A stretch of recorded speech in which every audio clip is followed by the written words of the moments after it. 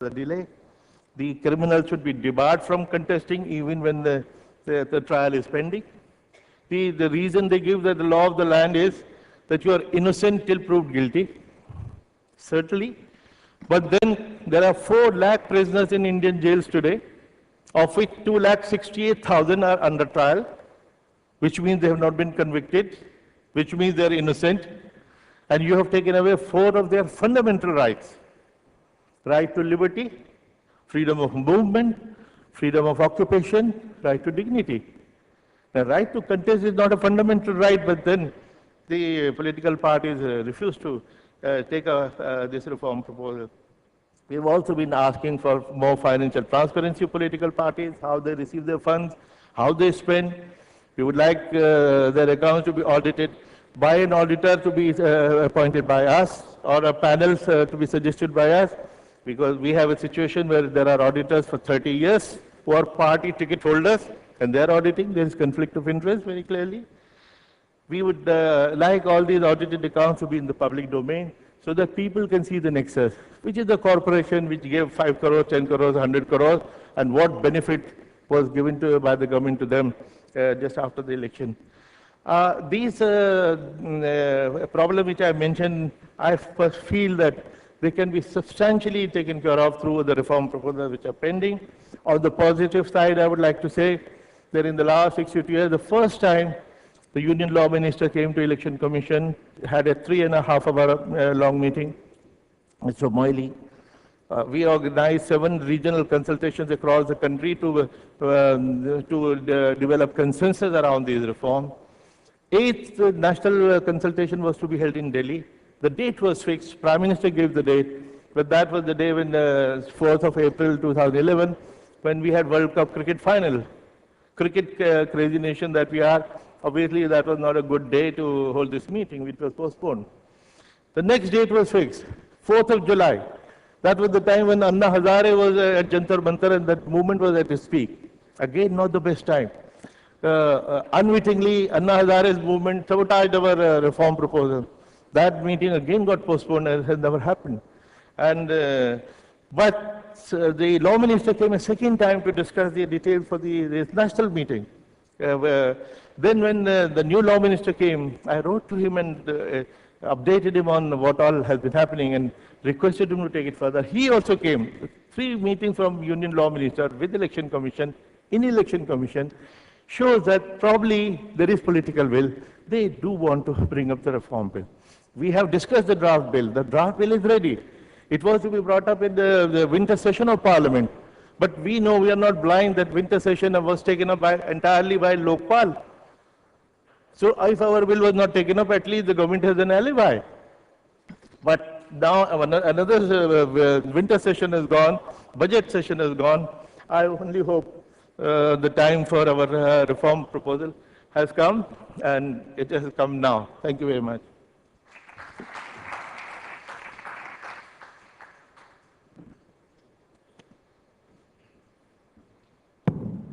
Swapan.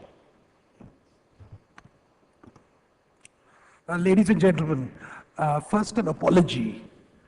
Although we are talking about democracy,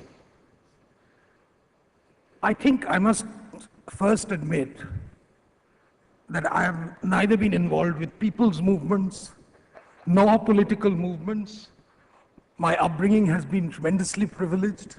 My education has been tremendously privileged. I am, by choice, a person who prefers speaking in English. And therefore, whatever perspective I may bring may suffer from this discoloration. So that's the first. I mean, unlike Suhail, I don't necessarily pride in it. I make an apology about it. I'll start off with a very small, perhaps slightly trivial example.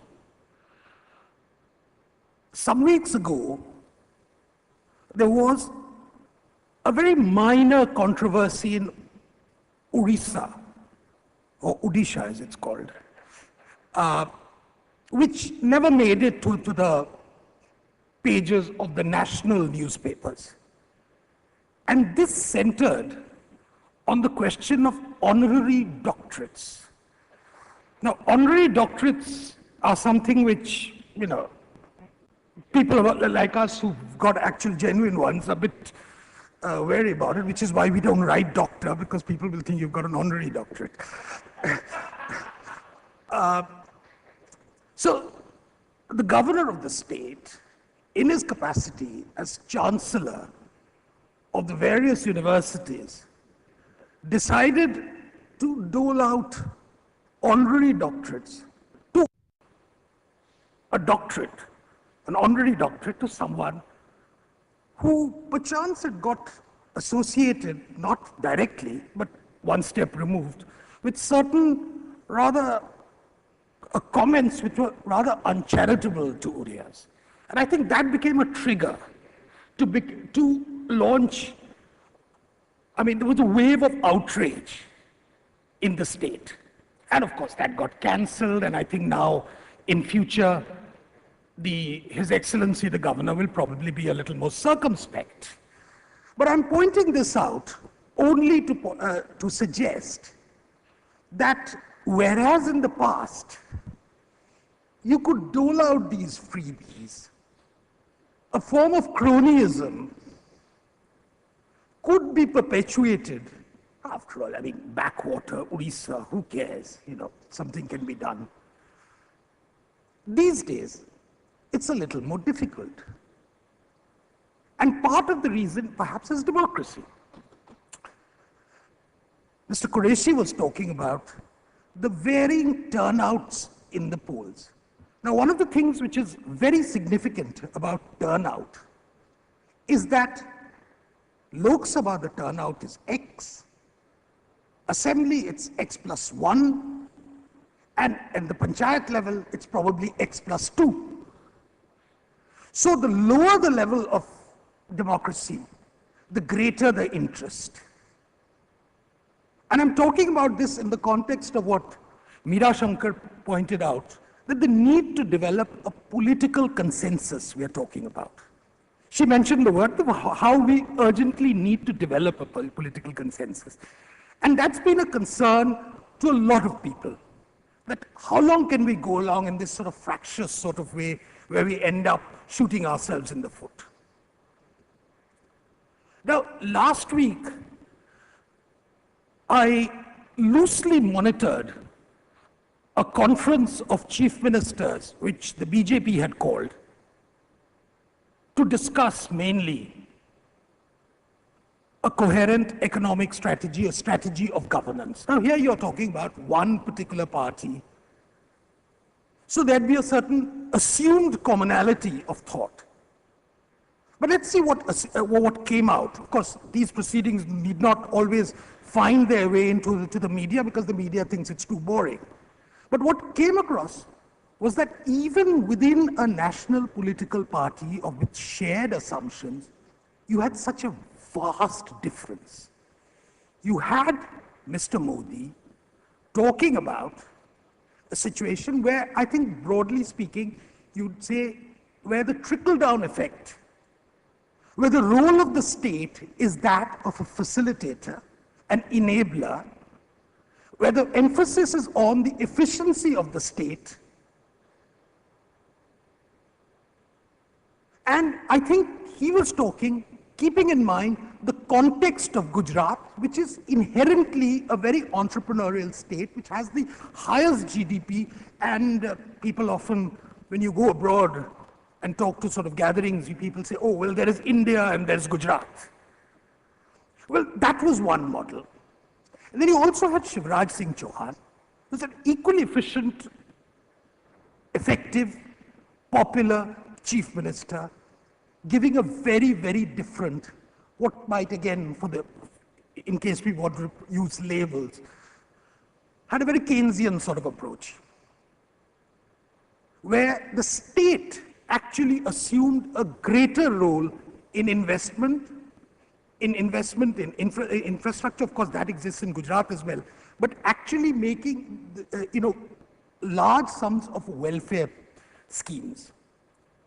So when we're talking about one political party, two different forms of approaches, you can see what the problems in India are going to be.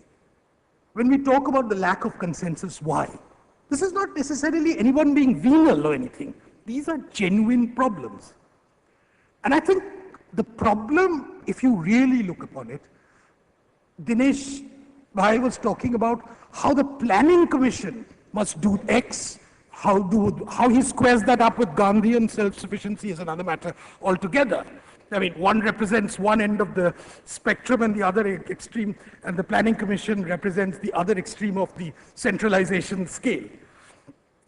One of the greatest problems which we face in India is that increasingly institute bodies like the Planning Commission, bodies like the National Advisory Committee are dictating an agenda which has very little relevance to all parts of India. I'm not saying what they are saying is not relevant for some parts of India. But Gujarat wants to move at a faster trajectory.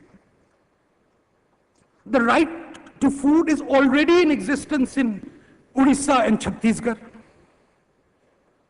It will probably be a nightmare to implement in Uttar Pradesh, given the creaking public distribution or the non-existent public distribution system.